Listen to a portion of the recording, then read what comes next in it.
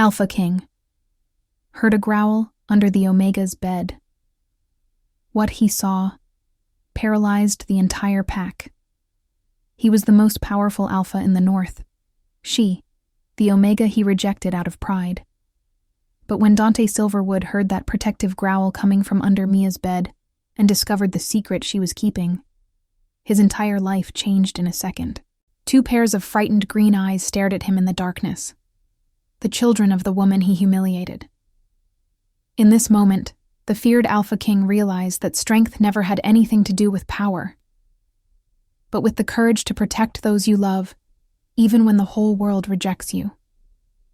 Stay until the end to discover if Dante will be able to prove he's worthy of a second chance, or if his pride destroyed forever, the only chance at true love he would ever have in his life.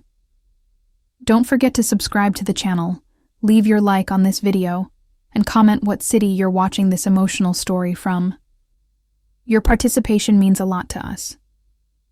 The city of Silver Moon stood majestically among the snow-covered mountains of northern Montana, a territory where ancient traditions governed the lives of the Lunar Pack. Dante Silverwood, at 32 years old, ruled with absolute authority as the Alpha King. His imposing figure, standing 6 feet 4 inches tall, commanded respect wherever he walked. His golden eyes could pierce through anyone's soul, and his presence alone made even the bravest wolves lower their gazes in submission. For 10 years, he had maintained order with an iron fist, upholding the ancient laws without question, building an empire of strength and tradition that extended across 3 states. The Pack Mansion, a modern architectural marvel of glass and stone, overlooked the entire territory from the highest peak. Inside, Dante spent his days managing pack affairs, negotiating with neighboring alphas, and ensuring that every member followed the strict hierarchy that had governed their kind for centuries. He had rejected numerous potential mates, claiming that no one was worthy of standing beside him as Luna Queen. In truth, Dante had convinced himself that he needed no one, that his strength alone was sufficient to lead. Everything changed on the night of the Harvest Moon ceremony, an event held annually in the Pack's Grand Ceremonial Hall. Hundreds of Pack members gathered under the crystalline chandeliers, dressed in formal attire, celebrating the prosperity of another successful year. Dante stood on the elevated platform, observing his people with satisfaction, when he felt it, a pull so powerful it nearly knocked the breath from his lungs. His wolf stirred with unprecedented intensity, howling inside him with recognition and longing. His golden eyes scanned the crowd until they locked onto her. Mia Thornfield stood near the back of the hall, trying to blend into the shadows. At 24, she possessed a quiet beauty that seemed out of place among the confident, assertive wolves surrounding her. Her long chestnut hair fell in soft waves down her back, and her emerald green eyes held depths of sadness that intrigued him despite himself. She wore a simple navy blue dress, nothing like the elaborate gowns of the high-ranking females, and she kept her gaze lowered, avoiding attention. The mate bond snapped into place with such force that Dante gripped the edge of the platform. Every cell in his body screamed for him to go to her, to claim her, to protect her. His wolf demanded submission to this primal need, but as quickly as the desire came, so did the resistance. Dante's mind flooded with thoughts of tradition, of expectations, of the image he had cultivated, an Omega. His destined mate was an Omega, the lowest rank in the Pack hierarchy. Elder Elena, the Pack's most respected council member, approached him with knowing eyes. The silver-haired woman who had served his family for 50 years whispered, "The moon goddess has chosen Alpha King. Will you accept her gift?" Her words were gentle but carried weight. Around them, Pack members began to notice the tension radiating from their leader, the way his eyes remained fixed on the small Omega trying to disappear into the crowd. Dante's jaw clenched. Pride warred with instinct. For years he had preached about strength, about worthy bloodlines, about maintaining the purity of alpha genetics in leadership positions. How could he, the great Dante Silverwood, accept an Omega as his Luna Queen? The other alphas would mock him. the pack would question his judgment. His carefully constructed image would crumble. With deliberate steps, he descended from the platform. The crowd parted automatically, creating a path between the Alpha King and the trembling Omega. Mia's eyes widened as she realized he was approaching her. Hope flickered in those emerald depths, quickly followed by fear.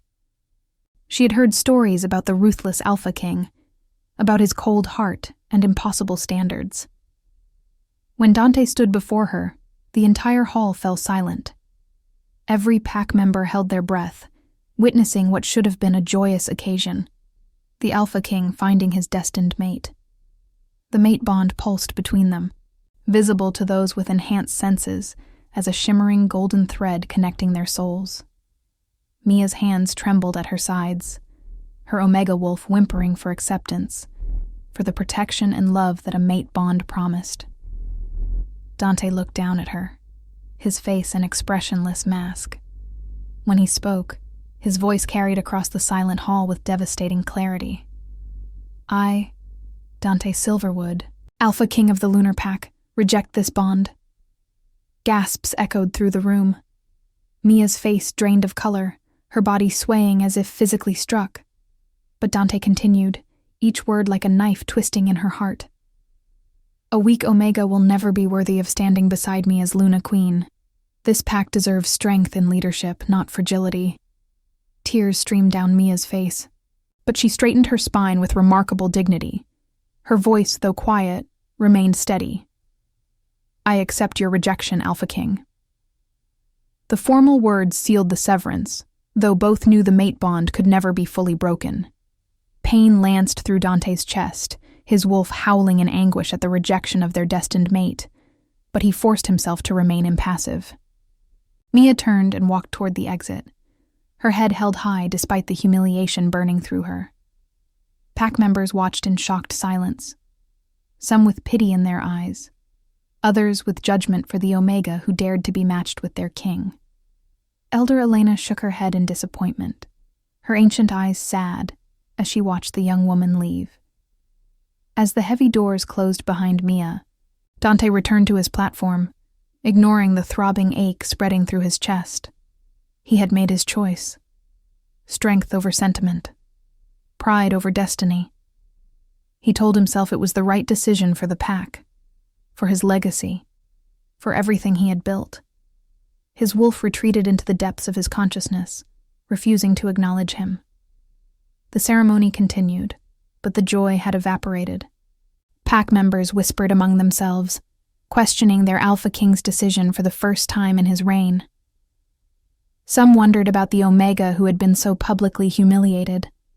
Others debated whether rejecting a mate bond brought by the moon goddess herself would bring consequences. In the following days, Mia moved to a small cottage on the edge of pack territory, as far from the mansion as possible while remaining within the boundaries.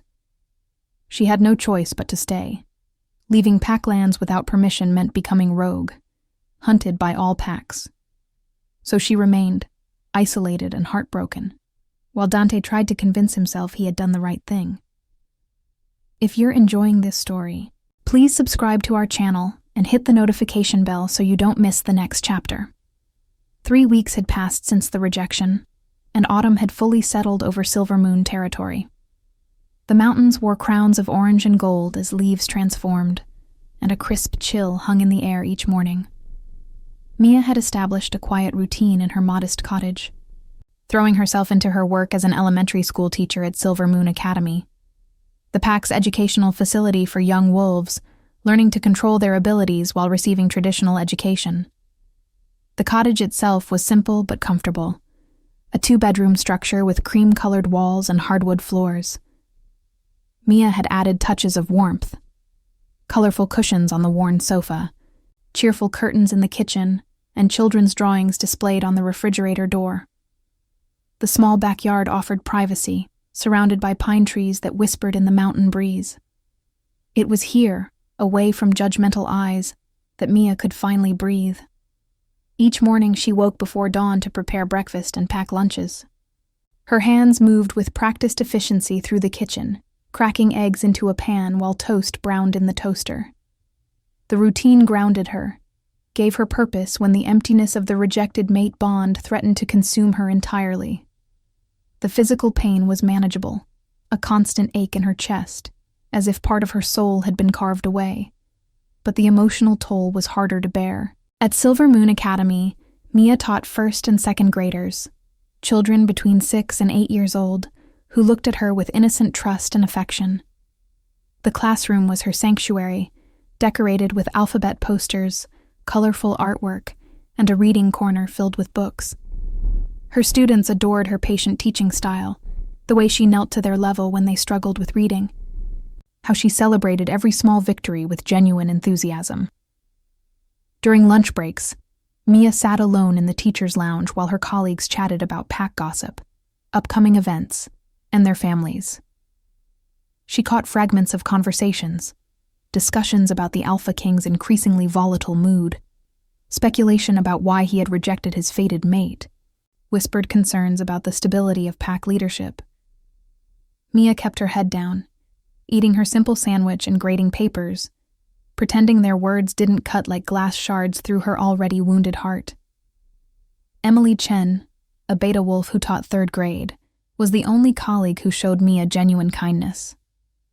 The petite Asian woman with kind brown eyes often sat beside Mia during breaks, offering companionship without prying into painful topics.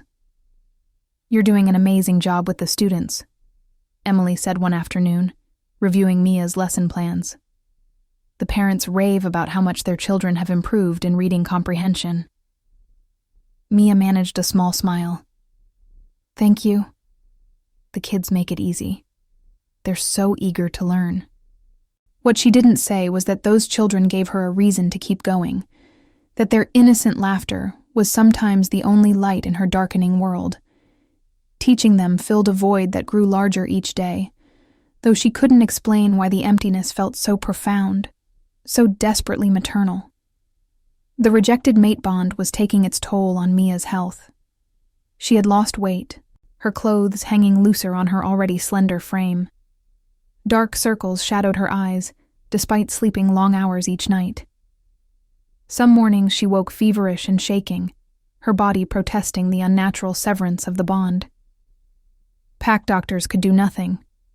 Rejection sickness had no cure except reconciliation with one's mate or the passage of time, and both options seemed impossible. Meanwhile, in the pack mansion, Dante was experiencing his own suffering. His wolf had become almost unbearable, constantly agitated, pushing against his control. During pack meetings, he found his attention wandering, his thoughts drifting to emerald green eyes and the scent of vanilla and jasmine that still haunted him. His beta, Marcus Stone, noticed the change immediately. Marcus, a tall, broad-shouldered man with dark skin and intelligent eyes, had served as Dante's second-in-command for 8 years. He was one of the few wolves brave enough to speak honestly to the Alpha King. One evening, as they reviewed territorial reports in Dante's private office, Marcus set down his tablet and looked at his friend directly. "You're suffering, Dante. Everyone can see it." "I'm fine," Dante growled, but even to his own ears, the words rang false. His golden eyes had dulled, losing their characteristic intensity. His temper had grown shorter, snapping at pack members for minor infractions, issuing punishments more severe than necessary. "The pack is concerned," Marcus continued carefully. "They see their alpha weakening. They see the Omega suffering alone in that cottage. Some are questioning whether the rejection was wise." It was the closest anyone had come to directly challenging Dante's decision, and the Alpha King's immediate snarl of warning made Marcus's wolf submit instinctively. But that night, alone in his vast bedroom overlooking the territory, Dante couldn't silence his doubts. His wolf paced restlessly inside him, whining for their mate, demanding he correct his mistake. Pride was a cold comfort when pain radiated through every fiber of his being. He had rejected Mia to preserve his image, to maintain the standards he had set, but at what cost? Elder Elena requested a meeting the following day. The wise woman entered his office without knocking, her silver hair braided intricately, her expression grave. "Alpha King, I must speak plainly. The Omega grows weaker by the day. Rejection sickness is consuming her. If you do not check on her welfare soon, the pack will lose a valuable teacher and a kind soul. Whatever your pride demands, your responsibility as Alpha requires you ensure all pack members' well-being." Dante's jaw tightened. The thought of seeing Mia again both terrified and tempted him. What would he say? How could he face the woman he had humiliated so publicly? But Elder Elena was right. As Alpha, he bore responsibility for every pack member's safety and health, even those he had wronged. "I will visit her tomorrow," he conceded finally. That evening, Mia tucked her children into bed, a nightly ritual that brought her peace. 4-year-old twins, Lucas and Emma, with their bright green eyes and innocent smiles. They didn't understand why they had to stay hidden, why Mama seemed so sad lately, but they tried to help in their small ways, drawing pictures to make her smile, being extra good during the day, whispering that they loved her before sleep claimed them. As Mia smoothed Lucas's dark, unruly hair and kissed Emma's forehead, adjusting the little girl's favorite teddy bear in her arms, she whispered, "I love you both so much. You're my whole world." The children murmured sleepy responses, already drifting off. Mia watched them for a long moment, these precious souls she had protected and raised alone, before retreating to her own room. She didn't know that tomorrow would change everything, that the secret she had guarded so carefully was about to be revealed. Morning arrived cold and gray over Silver Moon territory, heavy clouds promising snow before nightfall. Mia woke with a fever burning through her body, her limbs weak and trembling. The rejection sickness had worsened overnight, and even the simple act of sitting up required tremendous effort. She managed to text Emily, asking her to cover the classroom for the day, before collapsing back against the pillows, too exhausted to even make breakfast for Lucas and Emma. The twins woke to find their mother still in bed, her face flushed with fever, her breathing shallow. Lucas, always the protective one despite his young age, climbed onto the bed and felt her forehead the way Mama did when checking if they were sick. "Mama's really hot," he whispered to Emma, worry creasing his small features. Emma clutched her teddy bear tighter, tears welling in her green eyes. "Is Mama gonna be okay?" At 4 years old, the twins had learned to be self-sufficient in ways children shouldn't need to be. They knew how to pour cereal, how to stay quiet when Mama was tired, how to hide when strangers came near the cottage. "We need to take care of her," Lucas decided with the seriousness only a child trying to be brave could muster. He helped Emma down from the bed, and together they tiptoed to the kitchen. Lucas climbed onto a chair to reach the cereal boxes, while Emma got the milk from the refrigerator, carefully carrying the heavy container with both hands. They ate their breakfast quickly, whispering to each other about how to help Mama feel better. Meanwhile, Dante was preparing for a visit he dreaded. He had delayed as long as possible, but Elder Elena's words haunted him. Responsibility. Duty. These were principles he had built his entire leadership upon, and he couldn't ignore them now, even when facing them meant confronting his greatest mistake. He dressed simply in jeans and a dark sweater, forgoing his usual formal attire, and informed Marcus of his intentions. "I'm going to check on the Omega," Dante announced, his voice carefully neutral. Marcus's eyebrows rose in surprise, but he nodded approvingly. "It's the right thing to do, Alpha." The words were simple, but they carried weight. For the first time in weeks, Dante was acting on conscience rather than pride. The drive to Mia's cottage took 15 minutes through winding mountain roads lined with pine trees. Dante's hands gripped the steering wheel of his black SUV tighter than necessary, his wolf stirring with anticipation and anxiety. What would he say to her? Sorry seemed insufficient for the public humiliation he had inflicted. His wolf didn't care about words. It just wanted to see their mate, to ensure she was safe. When Dante pulled up to the small cottage, he noticed the curtains were drawn. no smoke rising from the chimney despite the cold temperature. An uneasy feeling settled in his stomach. He knocked on the door, his enhanced hearing picking up small sounds inside. Shuffling footsteps, whispered voices, the creak of floorboards. After a long moment, the door opened a crack, revealing Emily Chen's concerned face. "Alpha King," she said, surprise evident in her tone. "I didn't expect. Mia is very ill. The rejection sickness has worsened considerably." Emily had come to check on her friend after receiving the text, finding Mia barely conscious and burning with fever. As a fellow Omega, Emily understood the severity of rejection sickness, how it could consume a wolf who had been denied their fated mate. Dante's wolf surged forward with alarm. "I need to see her." It wasn't a request. Emily hesitated, loyalty to her friend warring with the ingrained instinct to obey her alpha, but finally stepped aside. "She's in her bedroom. Please, Alpha King. She's suffered enough." The cottage's interior was modest but warm, filled with small touches that spoke of Mia's gentle nature. Throw blankets draped over furniture, books stacked on shelves, framed photographs on the walls. But Dante's attention fixed on the hallway leading to the bedrooms, where the scent of vanilla and jasmine mixed with sickness pulled him forward like a magnet. Emily led him to a partially open door. "I'll wait in the living room," she said quietly, recognizing that some conversations needed privacy. Dante nodded, steeling himself before entering the room where his rejected mate lay suffering from his own cruelty. Mia's bedroom was small and simply furnished. A double bed with a faded quilt, a wooden dresser, a nightstand with a lamp and half-empty water glass. But what caught Dante's attention was the figure in the bed, so fragile and pale that his heart clenched painfully. Mia lay with her eyes closed, her chestnut hair spread across the pillow, her breathing labored.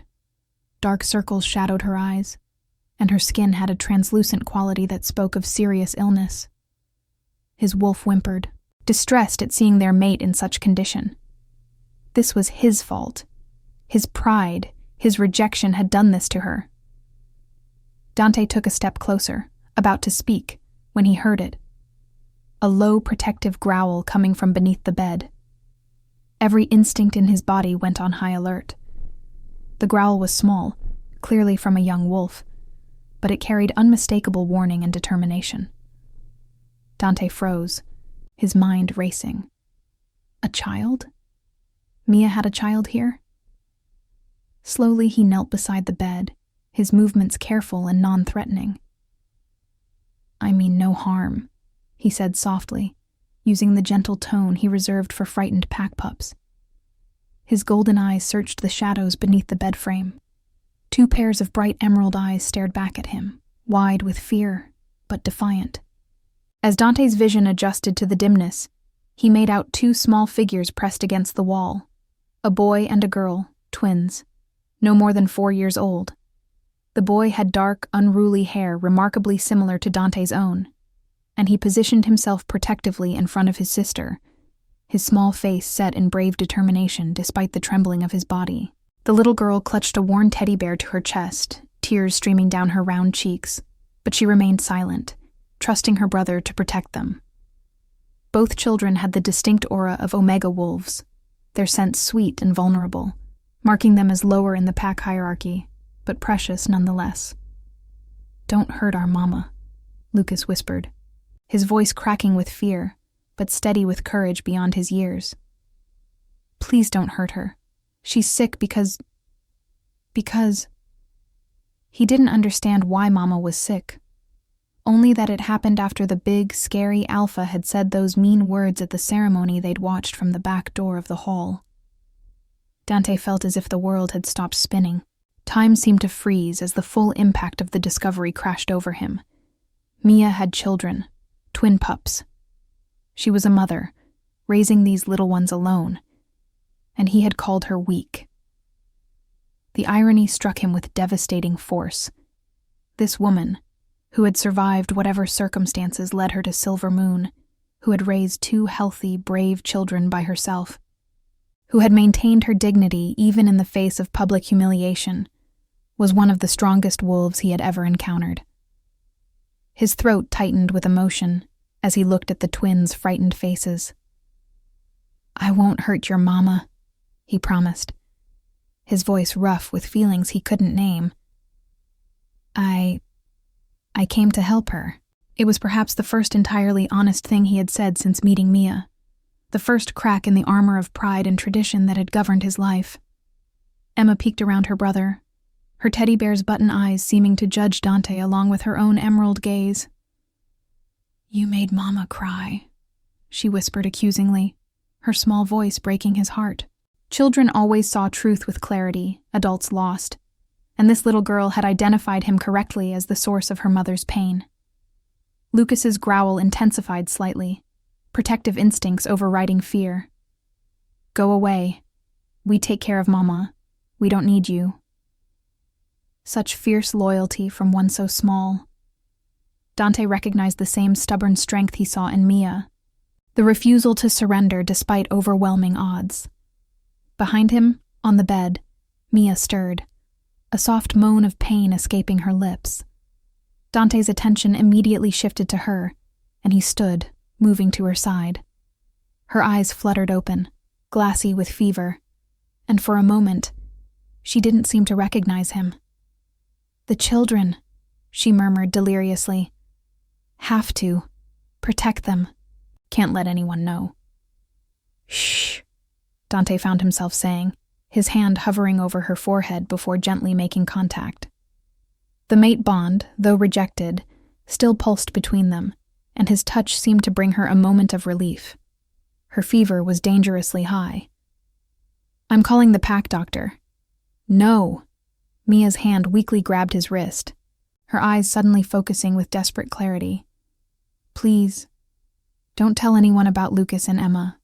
They'll take them away from me. I'm just an Omega. They'll say I'm not fit." Her voice trailed off as another wave of fever took her coherence. Understanding crashed over Dante like an avalanche. Mia had been hiding her children, keeping them secret from the pack because she feared they would be taken from her. In pack hierarchy, Omega parents were often deemed inadequate to raise pups alone, especially after rejection by a mate. The council could indeed decide the children needed a more suitable home with higher-ranking wolves, that she had lived in constant fear while suffering rejection sickness, while teaching other people's children, while maintaining her dignity. It was beyond comprehension. Dante looked down at this extraordinary woman, then back at the two frightened faces still visible beneath the bed, and something fundamental shifted inside him. His wolf, silent and hostile since the rejection, suddenly surged forward with crystalline clarity. Protect, claim, fix this. These were not just abstract urges.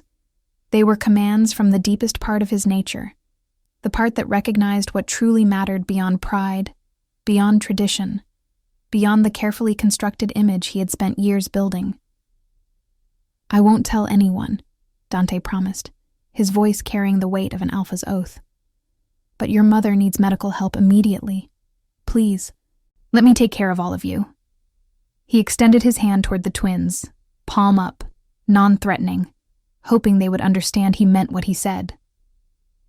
Lucas and Emma exchanged glances, a silent communication that only twins shared. Finally, slowly, Lucas crawled out from under the bed, pulling his sister with him. They stood together, hand in hand, their small bodies still trembling but trusting despite everything. "You promise?" Lucas asked, his green eyes searching Dante's golden ones for truth. "I promise," Dante repeated, and he meant it with every fiber of his being. In that moment, kneeling beside Mia's sickbed with two frightened pups looking to him for protection, Dante Silverwood understood what strength really meant, and it had nothing to do with authority or power or bloodlines. Are you hooked on this story? Don't forget to subscribe and turn on notifications. And comment below. What's your favorite part so far? Dante moved with efficiency, born of determination. He called Dr. Sarah Mitchell, the pack's most trusted physician, and instructed her to come to the cottage immediately, alone and with absolute discretion. While waiting, He dampened a cloth with cool water and gently placed it on Mia's burning forehead, his movements surprisingly tender for someone so accustomed to commanding rather than caring. Lucas and Emma watched from the doorway, uncertainty written across their small faces. Emma still clutched her teddy bear, while Lucas kept a protective arm around his sister. They had never seen an alpha be gentle before, and Dante's careful attention to their mother confused them after weeks of watching her cry over his cruelty. "Are you hungry?" Dante asked the twins, his voice softer than they had ever heard an alpha speak. Lucas shook his head stubbornly, but Emma's stomach betrayed her with a small rumble. Dante smiled slightly, his first genuine smile in weeks. "Let's get you both some food while we wait for the doctor." In the kitchen, Dante found the twins' breakfast dishes still on the table, evidence of their attempt to care for themselves. His heart constricted at the sight of the cereal boxes left on the counter, the milk not quite put away properly, the small chairs they'd used to reach things meant for adults. These children had been taking care of themselves because their mother was too ill from his rejection. He prepared scrambled eggs and toast, finding ingredients in Mia's modest refrigerator, while the twins sat at the table watching him with wide eyes. "How old are you?" Dante asked as he cooked, trying to make conversation that might ease their fear. "4," Lucas answered, still wary, but slightly less hostile. "Our birthday was last month. Mama made us chocolate cake." His voice held such pride in this simple fact that Dante felt another wave of shame. While he had been wallowing in his own stubborn pride, Mia had been celebrating her children's birthday alone. "I love chocolate cake," Dante said, placing plates in front of them. Emma looked at the food, then at him, then at her brother, as if asking permission. Lucas nodded slightly, and both children began eating with the enthusiasm of those who hadn't had a proper meal in days. As they ate, Dante cleaned the kitchen, putting away the cereal and milk, washing their breakfast dishes. Small acts that felt monumental given who he was, what he was accustomed to. Dr. Mitchell arrived within 20 minutes, a professional woman in her 50s with gray-streaked auburn hair and compassionate brown eyes. Dante met her at the door, speaking quietly. "Everything you see and hear in this cottage remains confidential. No one, not even the Pack Council, can know about the children. Is that understood?" Sarah's eyebrows rose in surprise, but she nodded. "You have my word, Alpha King." Her medical bag in hand, she followed him to Mia's bedroom. After examining the unconscious Omega, her expression grew grave. "The rejection sickness is severe. Her body is fighting the severed mate bond. She needs constant care, fluids, fever reduction, and..." She paused meaningfully. Reconciliation with her mate would accelerate healing significantly. "Do what you can medically," Dante said, avoiding the unspoken suggestion. He wasn't ready to face that possibility yet, wasn't sure he deserved the chance to fix what he had broken so thoroughly. Dr. Mitchell set up an IV to combat dehydration, administered fever reducers, and left detailed instructions for Mia's care. "She'll need monitoring around the clock for at least the next 48 hours, she explained. "Someone should stay with her." The doctor's eyes met Dante's meaningfully before she left, her message clear. He had caused this, and he should be the one to provide care. After Dr. Mitchell departed, Emily approached Dante hesitantly. "Alpha King, I can stay and help with the children and Mia's care." Her offer was genuine, loyalty to her friend evident, but Dante shook his head. "Thank you, Emily, but I'll stay. Please inform the school that both you and Mia will need a few days' leave. Tell them Mia has the flu. Nothing more." Emily nodded, understanding the need for discretion, though questions swirled in her eyes. She gathered her things and left, promising to check in the following day. Alone with Mia and the twins, Dante felt the weight of responsibility settle over him in a way that had nothing to do with pack leadership and everything to do with personal accountability. He checked on Mia, adjusting her blankets, monitoring her fever, ensuring the IV drip ran properly. She murmured occasionally in her fevered sleep, fragments of words that broke his heart. Alone. Protect them. Not good enough. Lucas and Emma remained nearby, watching him with cautious curiosity. As evening approached, Dante realized the children would need dinner, baths, and bed. Parenting tasks he had never considered, had never imagined doing himself. But he had promised to care for them, and Dante Silverwood, for all his faults, kept his promises. "What do you usually eat for dinner?" he asked the twins. Emma perked up slightly. "Mama makes pasta sometimes, or chicken nuggets." Her voice was small but hopeful, hunger overriding suspicion. Dante searched the freezer, finding frozen chicken nuggets and preparing them according to the package directions while heating canned vegetables he found in the pantry. The twins ate in the living room, sitting on the couch while a children's movie played on the television. Dante sat nearby, half watching the animated characters while keeping an ear attuned to any sounds from Mia's room. This domestic scene was so far removed from his usual reality of pack meetings, territorial disputes, and leadership decisions that it felt surreal. After dinner came the challenge of bath time. Emma needed help washing her hair, and Lucas insisted he could do it himself, but clearly struggled. Dante found himself kneeling beside the bathtub, helping Emma rinse shampoo from her curls, while Lucas splashed water everywhere with determined independence.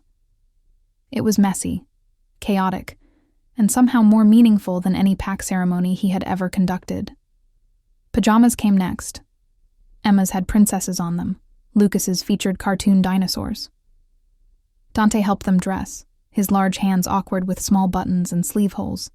But the twins giggled at his fumbling attempts, the sound like music after weeks of tension and pain. "You're not very good at this," Lucas observed with the brutal honesty of children. "No," Dante agreed, managing a rueful smile. "I'm not, but I'm trying." It was perhaps the most honest thing he had ever said, an admission of vulnerability he would never have made before that day. Bedtime proved the most challenging. Lucas and Emma wanted their mother to tuck them in, to read their bedtime story, to kiss them goodnight. Dante felt utterly inadequate to replace her, but he tried. He read from a worn picture book about a brave little rabbit, his deep voice stumbling over the simple rhymes, while the twins listened with wide eyes. "Mama does different voices for each character," Emma whispered, but not unkindly. She was simply sharing information, helping him understand their routine. Dante tried again, making his voice higher for the mother rabbit, lower for the father, silly for the baby bunnies. Lucas giggled despite himself, and Emma smiled around her teddy bear. When the story ended, Dante tucked them in, pulling blankets up to their chins. "Will you stay?" Lucas asked, vulnerability finally breaking through his protective bravado. "Will you keep Mama safe?"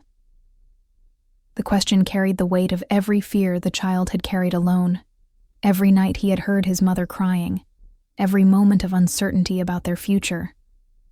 "I'll stay," Dante promised, his voice thick with emotion.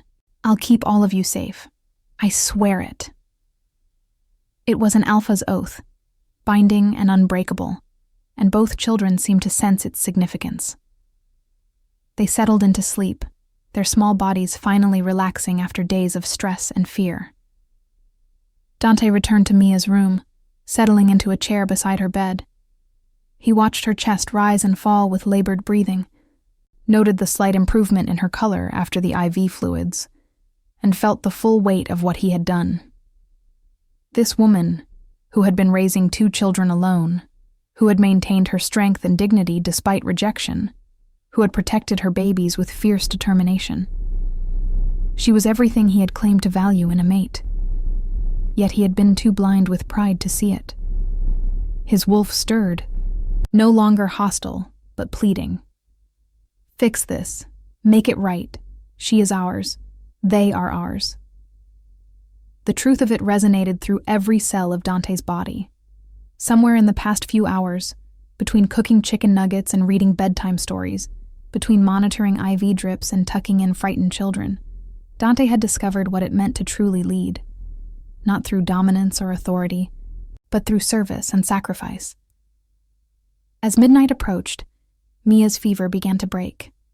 Her eyelids fluttered, and soft green eyes opened, clearer than they had been in days. She focused on Dante sitting beside her bed, confusion crossing her features. "You're still here," she whispered, her voice hoarse from fever and disuse. "I'm still here," Dante confirmed, leaning forward, "and I'm not leaving. Not until you're well. Not until—" He hesitated, then forced himself to continue with honesty. "Not until I've begun to make amends for what I've done to you." Tears welled in Mia's eyes. Whether from relief or residual pain, Dante couldn't tell. "The children?" she asked urgently, trying to sit up despite her weakness. "Are safe, fed, bathed, and sleeping soundly," Dante assured her, gently pressing her back against the pillows. "I gave you my word I would protect them, Mia. I meant it." For the first time since the rejection, something like hope flickered in Mia's emerald gaze. 2 weeks passed in a rhythm that transformed Dante's understanding of everything he thought he knew about strength, leadership, and love. He divided his time between managing essential pack business remotely and staying at Mia's cottage, caring for her and the twins as she recovered from rejection sickness. Marcus handled day-to-day pack operations with his characteristic efficiency, asking no questions about his alpha's sudden absence, though the knowing look in his eyes suggested he understood more than Dante had explained. Mia's recovery progressed steadily under Dante's attentive care. The fever broke completely after 3 days, and her strength gradually returned.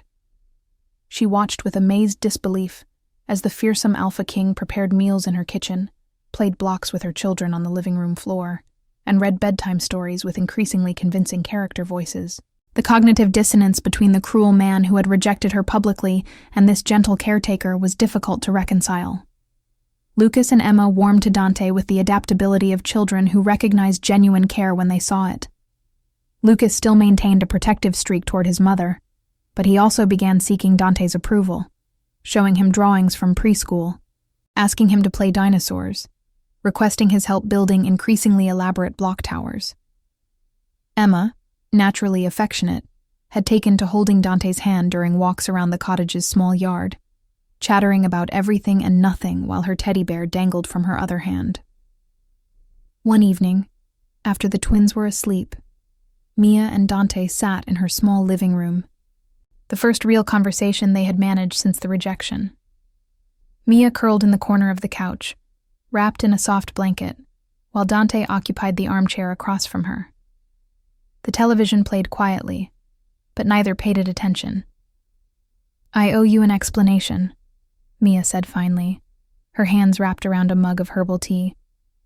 "About Lucas and Emma, about why I never told anyone." Her voice trembled slightly, but she forced herself to meet Dante's golden eyes, eyes that had lost their harsh judgment and now held only patient attention. "You don't owe me anything," Dante replied quietly. "But if you want to share, I'm listening." It was a remarkable statement from someone who had spent years demanding rather than requesting, commanding rather than inviting. Mia took a deep breath, gathering courage.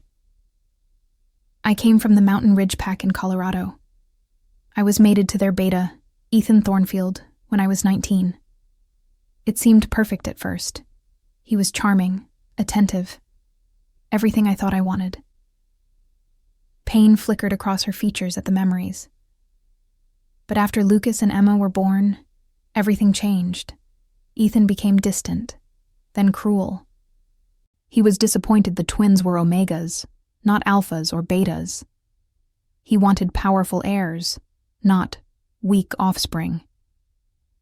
Dante's jaw clenched, anger rising at the thought of anyone treating Mia and her children with such disregard. But he remained silent, letting her continue. "When the twins were 2, Ethan rejected our mate bond publicly, just like you did." Mia's voice cracked. but she pressed on. But it was worse. He claimed I was an unfit mother because I was an Omega. The Pack Council agreed with him.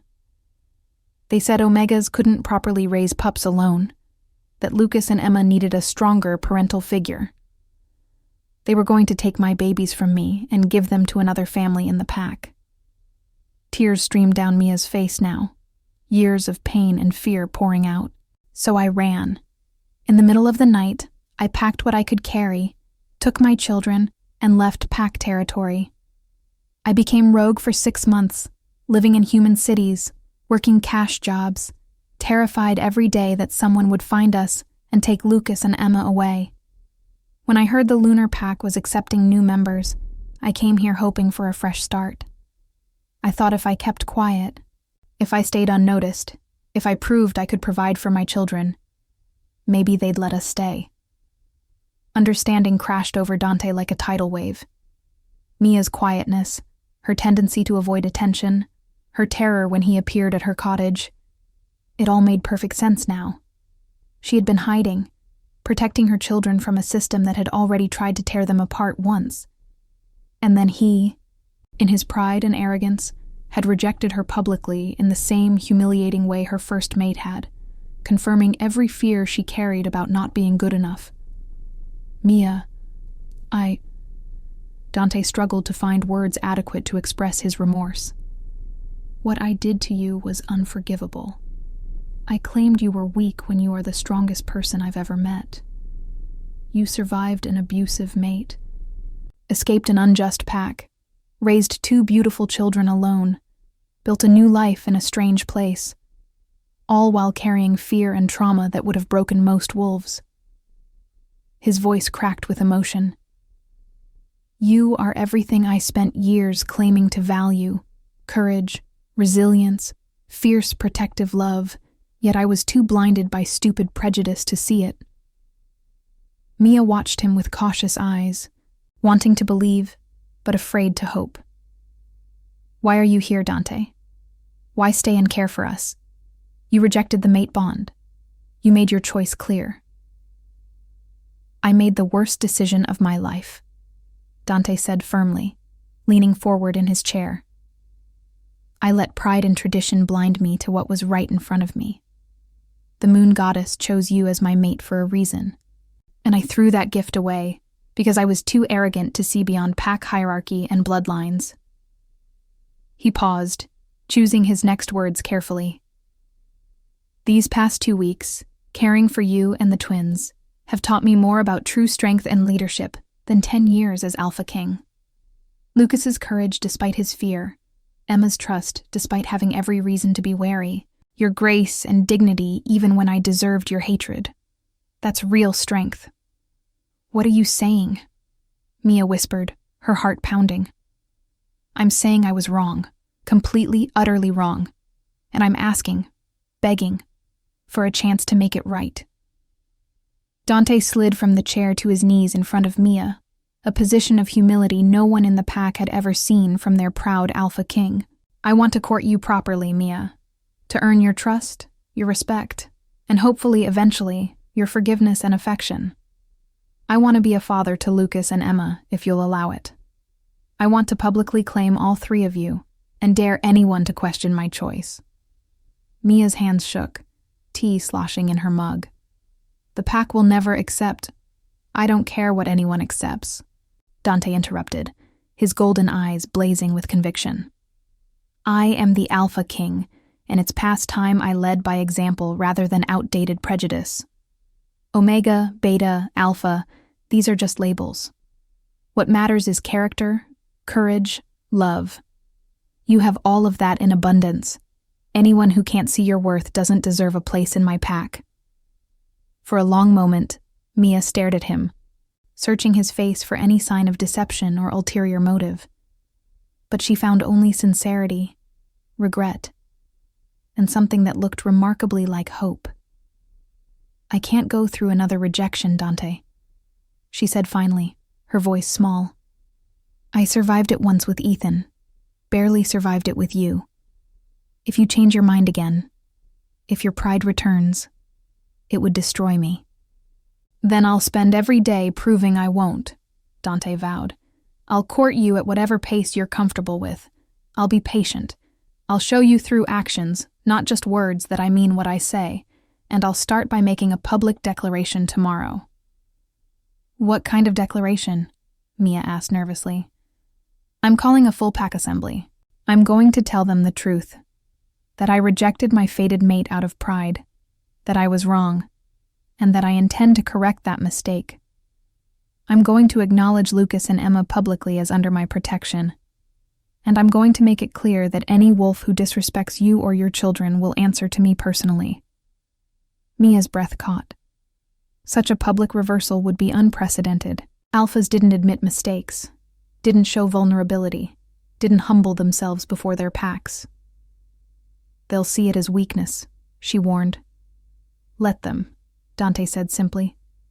True strength is admitting when you're wrong and fighting to make it right. I should have learned that lesson long ago. He reached out slowly, giving Mia time to pull away, and took her hand gently in his. I know I have no right to ask this, but will you give me a chance? Will you let me prove I can be the mate you deserve, the father Lucas and Emma need? The mate bond, though rejected, still pulsed between them, weakened but not destroyed. Mia felt it humming in her chest, felt her wolf stirring with cautious hope. She looked at this man kneeling before her, the feared Alpha King who had learned to cook chicken nuggets and read bedtime stories, who had tenderly cared for her through sickness, who had promised to protect her children and kept that promise every moment since. One chance, Mia said finally, her voice trembling. But you have to earn it, Dante. No more public humiliation. No more pride over partnership.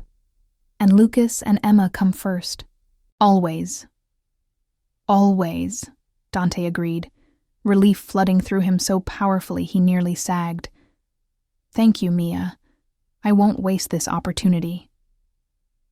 The next day, the entire lunar pack gathered in the ceremonial hall, confusion evident on every face. Emergency assemblies were rare, usually called only for threats to the territory or major pack business. Wolves filled the grand space, murmuring speculation, while the pack council sat on the elevated platform, looking equally puzzled. Marcus stood beside Dante's empty chair, wondering what his alpha had planned. Dante arrived with Mia at his side, Lucas holding his hand, and Emma perched on his shoulders. The hall fell into shocked silence. The Alpha King never appeared in public with anyone except council members or his beta, and certainly never with an Omega and small children. Whispers erupted immediately, spreading through the crowd like wildfire. Elder Elena's eyes widened with understanding, then softened with approval. She had known this day would come, had sensed the Alpha King's regret, and now witnessed his courage in facing it publicly. Dante set Emma down gently, keeping her close, while Lucas pressed against Mia's side. Then the Alpha King stepped forward, his powerful voice carrying across the silent hall. I have called you here to acknowledge a grave mistake and to make a declaration that will shape our pack's future. Every eye fixed on him, the tension palpable. Dante continued, his voice steady and clear. 3 weeks ago, at our Harvest Moon ceremony, I publicly rejected my fated mate, Mia Thornfield. I claimed she was weak because she is an Omega. I let pride, prejudice, and adherence to outdated traditions blind me to the truth. He paused, letting his words sink in. I was wrong, completely and utterly wrong. Gasps echoed through the hall. An Alpha King admitting fault publicly was unheard of. Dante pressed on. Mia Thornfield is the strongest wolf I have ever known. She has survived challenges that would break most of us, raised 2 incredible children alone, built a life from nothing, and maintained grace and dignity, even when I gave her every reason to respond with anger and bitterness. She embodies every quality I claim to value: courage, resilience, fierce loyalty, protective love. He turned to Mia, extending his hand. After a moment's hesitation, she took it, stepping forward to stand beside him. Lucas and Emma followed, staying close to their mother but watching the crowd with wide eyes.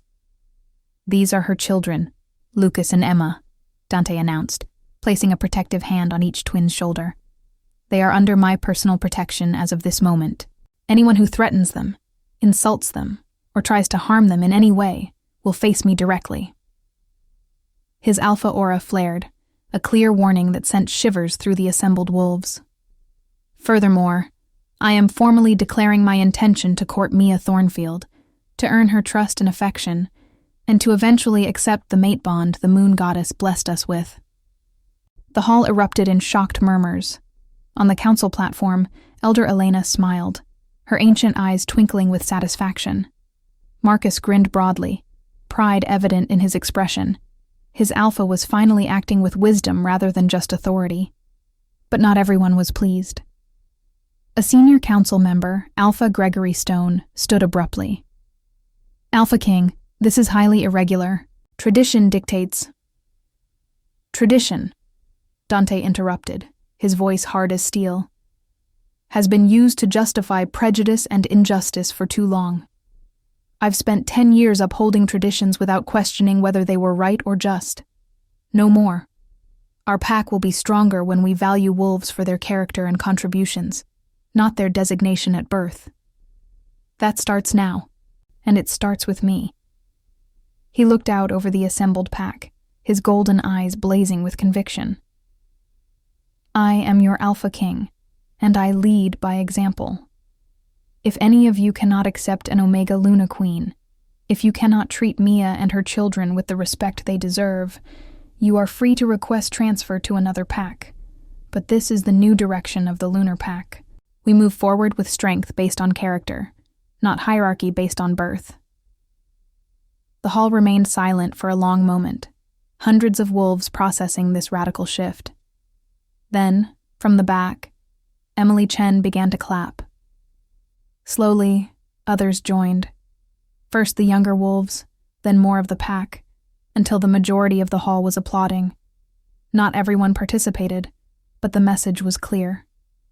The pack would follow their alpha's lead, and those who couldn't accept it were in the minority. Lucas looked up at Dante with awe in his green eyes.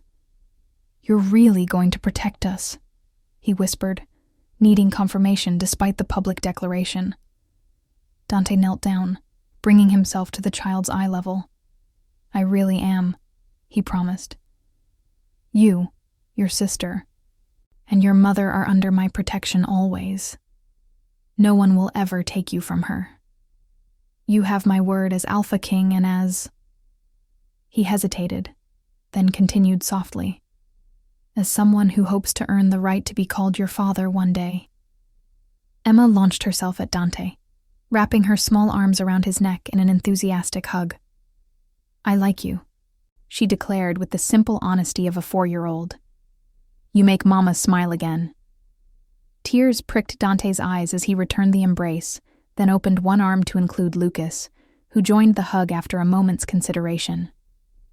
Over the children's heads, Dante's eyes met Mia's, and he saw tears streaming down her face. But this time, they were tears of relief, of hope, of new beginnings. The assembly concluded with Elder Elena offering a blessing over Dante's courtship, a traditional ceremony that gave pack approval to the union. As wolves filed out of the hall, many stopped to offer congratulations to Mia, to smile at the twins, to express support for their alpha's courage in admitting his mistake. Weeks turned into months, and Dante proved true to his word. He courted Mia with patience and consistency, showing up every day to share meals, help with the children, take them on family outings through the territory. He publicly claimed them at pack events, stood beside Mia as she taught at the academy, attended Lucas and Emma's preschool performances with the pride of a father. Slowly, carefully, Mia's walls came down. She watched this powerful Alpha King transform into a devoted partner and father figure, saw the genuine love growing in his eyes when he looked at her children, felt the sincerity in every gesture and word. The mate bond, once rejected, began to heal and strengthen, the golden thread connecting their souls growing brighter each day. 6 months after that pivotal pack assembly. On a crisp spring evening with the full moon rising over Silver Moon territory, Dante knelt before Mia in her cottage living room. Now their cottage, as he had moved in at her invitation 2 months prior. Lucas and Emma sat on the couch, barely containing their excitement, knowing what was about to happen. "Mia Thornfield," Dante said, his voice thick with emotion. "You have given me the greatest gifts of my life. Your trust, your love, your children's acceptance, and the chance to become a better man. I love you more than I thought possible. I love Lucas and Emma as if they were my own blood. Will you accept the mate bond? Will you be my Luna Queen and let me be the husband and father we all deserve?" Mia's emerald eyes shimmered with tears as she looked at this man who had transformed so completely, who had proven through countless small acts and grand gestures that his love was real and lasting. "Yes," she whispered. "Yes, to all of it." The mate bond snapped into place with full force, no longer rejected but embraced, flooding them both with warmth and completion. Dante stood, pulling Mia into his arms, kissing her with all the love and devotion he had kept locked away for so long. "Yay!" Emma squealed, clapping her hands. Lucas grinned broadly, relief and happiness evident on his young face. Dante pulled the children into their embrace, the 4 of them united as a family at last. 1 year later, at their official mating ceremony attended by the entire pack and neighboring territories, Dante stood before the assembly with Mia radiant beside him in a white gown, Lucas and Emma dressed formally as part of the wedding party. As he pledged his life and love to Mia, accepted Lucas and Emma as his children in the eyes of pack law, and claimed his role as Luna King to Mia's Luna Queen, Dante reflected on the journey that brought them here. He had been wrong about strength, wrong about weakness, wrong about what made a worthy mate and leader. But he had been given a second chance, and he had seized it with both hands. Mia had taught him that true strength lay in vulnerability, that real power came from love rather than dominance, that the greatest leaders served rather than commanded. As the celebration continued late into the night, Dante stood on the mansion's balcony, Mia wrapped in his arms, watching Lucas and Emma play with other pack children in the gardens below. The twins had blossomed under the security of acceptance and love, their natural omega sweetness now combined with confidence and joy. "Thank you," Dante murmured against Mia's hair, "for giving me that chance, for forgiving me, for choosing to love me despite everything." Mia turned in his arms, her hand coming up to cup his cheek. "You earned it," she said simply. "Every single day, you showed me who you really are. Not the proud alpha king, but the man beneath. That's who I fell in love with." As they stood together under the stars, their children's laughter floating up from the gardens, surrounded by a pack that had learned to value character over hierarchy, Dante understood that this love, this family, this purpose, was what he had been searching for all along. Not power or prestige, but connection, love, and the kind of strength that came only through opening your heart to others. The moon goddess had known what she was doing when she paired him with Mia.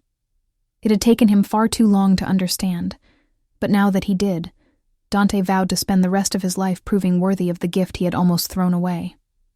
And in the end, the growl he heard beneath Mia's bed that fateful day hadn't just revealed 2 frightened children.